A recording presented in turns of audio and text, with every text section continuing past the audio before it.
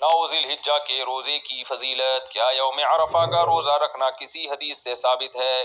نیز عرفہ کا ایک روزہ سنت ہے یا دو؟ حبیب خان سعودی عرب سے.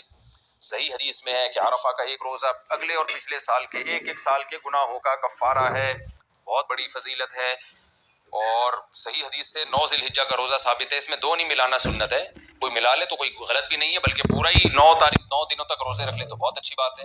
لیکن جیسے محرم میں ہم کرتے ہیں نا 9-10 محرم یا 10-11 محرم، تو ایسا ذی الحجہ میں نہیں ہے. صرف ایک روزہ بھی رکھ لیں گے 9 تاریخ کا تو سنت ادا ہو جائے گی. کیا 9 ذی الحجہ کا روزہ سعودیہ کے حساب سے ہوگا؟ 9 ذی الحجہ کا روزہ سعودیہ کے حساب سے رکھیں یا پاکستان کی 9 تاریخ کے حساب سے؟ شمائلہ صاحبہ کراچی سے. دیکھیں جتنی بھی عبادتیں جن کا کسی دن یا وقت سے تعلق ہے وہ اسی ملک کے وقت کے حساب سے ہوں گی. ہماری عید الفطر ہمارے چاند کے حساب سے، ہماری عصر کی نماز یہاں جب عصر کا وقت داخل ہوگا، ہمارے ایام نہر جب یہاں 10 ذی الحجہ ہوگی، تو یہ کیسے ممکن ہے کہ ہمارا عرفہ ان کے حساب سے ہو؟ تو ہمارا عرفہ جو ہمارے یوم عرفہ کے حساب سے ہوگا 9 تاریخ کو. تو اب جن ملکوں میں 12 گھنٹے کا فرق ہے تو وہاں تو عرفہ کا دن ہی داخل نہیں ہوگا، حالانکہ سعودی عرب میں عرفہ کا دن شروع ہو چکا ہوگا، وہاں تو رات ہوگی.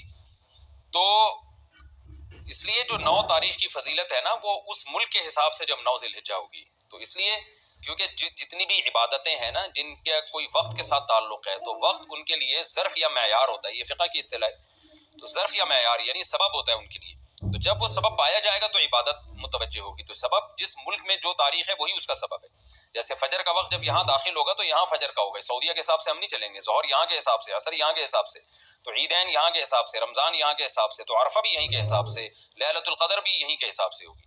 ہر چیز یہیں کے حساب سے ہوگی. پھر 9 ذی الحجہ کے روزے کی فضیلت. کیا یوم عرفہ کا روزہ رکھنا کسی حدیث سے ثابت ہے؟ نیز عرفہ کا ایک روزہ رکھنا سنت ہے یا 2؟ حبیب خان سعودی عرب سے. جی صحیح حدیث سے ثابت ہے عرفہ کا روزہ. آپ صلی اللہ علیہ وسلم نے فرمایا مجھے امید ہے کہ جو یوم عرفہ کا روزہ رکھے گا تو یہ ایک دن کا روزہ 1 سال پچھلے اور 1 سال اگلے گناہوں کا کفارہ بن جائے گا. علماء کہتے ہیں اس سے صغیرہ گناہ مراد ہوتے ہیں، کبیرہ مراد نہیں ہوتے. تو یہ بہت بڑی فضیلت ہے، اس لیے عرفہ کے روزے کا اہتمام کرنا چاہیے. عید کتنے دن ہوتی ہے؟ 1 دن یا 3 دن؟ عید الفطر اور عید الاضحیٰ ایک دن ہوتی ہے یا 3 دن؟ زوجہ منصور کڑک سے. کرک ہے یہ پتہ نہیں کڑک ہے، کرک ہے میرا خیال ہے، KPK میں کرک. عید الفطر 1 دن کی ہوتی ہے اور عید الاضحیٰ میں جو قربانی کے دن ہے وہ 3 دن ہے. اس لحاظ سے ان 3 دنوں کو عید کا دن کہا جاتا ہے. تو ویسے تو اسپیسیفک 10 ذی الحجہ ہی عید کا دن ہے، لیکن قربانی کے دنوں کو ملا کے 3 دن عید کے کہے جاتے ہیں، کیونکہ 10 11 12 ان تینوں دن قربانی ہوتی ہے اور عید الفطر 1 دن کی ہوتی ہے. چوتھے دن قربانی کرنے کا حکم.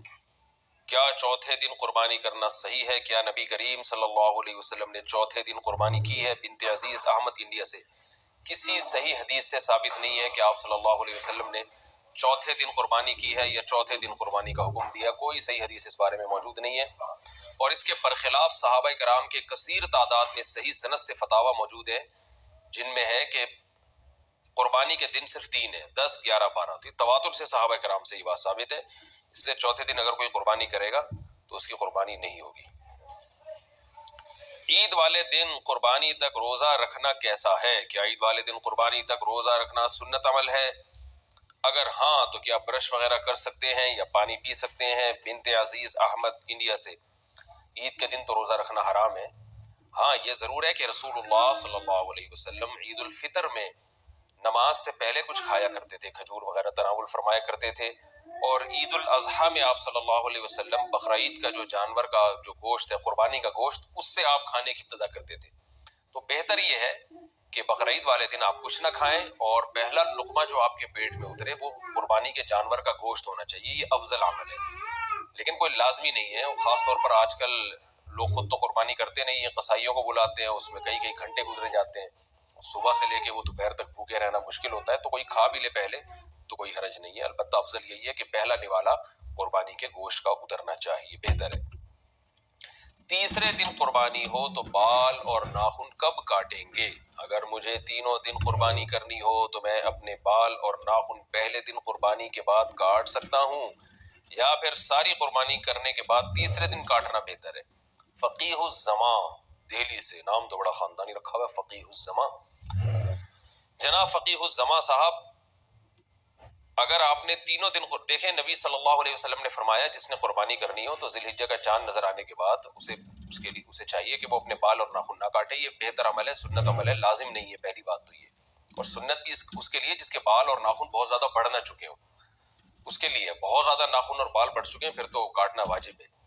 تو اگر آپ نے چاند رات سے پہلے بال ناخن کاٹ لیا، بہت زیادہ نہیں بڑھے ہوئے، تو افضل یہی ہے کہ قربانی کر کے کاٹیں. تو جب آپ پہلی قربانی کر لیں گے تو اس کے بعد، کیونکہ حدیث کے جو الفاظ ہیں وہ یہی ہے کہ جو قربانی کرے تو پھر اس کے بعد، تو جب آپ پہلی قربانی کر لیں گے تو پھر یہ سنت پوری ہو جائے گی.